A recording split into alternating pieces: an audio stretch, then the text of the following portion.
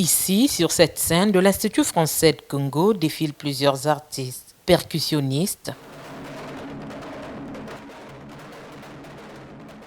les contorsionnistes et gymnastes,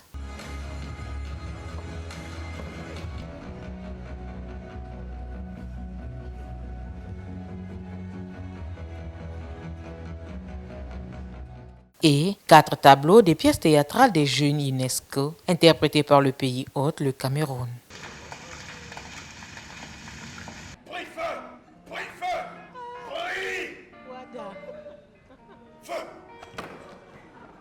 Il était question pour nous de démontrer donc les possibilités d'interprétation, de composition de rôle, du jeu d'acteur à travers des extraits de textes d'Eugène Ionesco, d'où le titre UNESCO Suite. Aucune barricade pour satisfaire tous tes plaisirs d'enfant.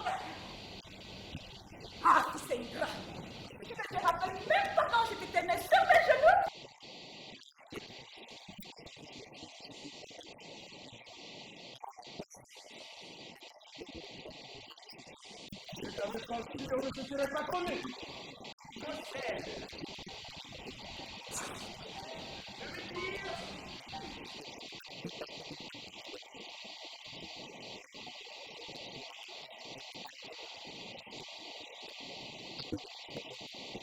Un rendez-vous de la culture qui a également réveillé l'amour des planches de certains comédiens brazzavillois. Sur les planches, tu vois, c'est souvent des spectacles, on est pressé, tu vois, l'humour.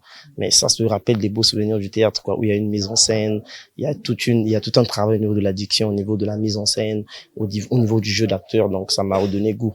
J'espère qu'après tant d'années, si je redeviendrai bon acteur comme je l'étais à l'époque. La 7e édition du Festival international de théâtre, danse et cirque du Congo se referme vers un monde engagé aux loisirs sains. Serge Hugues Lemvani, promoteur du festival, dit avoir atteint ses objectifs. Nous avons joué dans les quartiers et j'ai remarqué une présence massive de la jeunesse, ce qui veut dire qu'il y a une demande.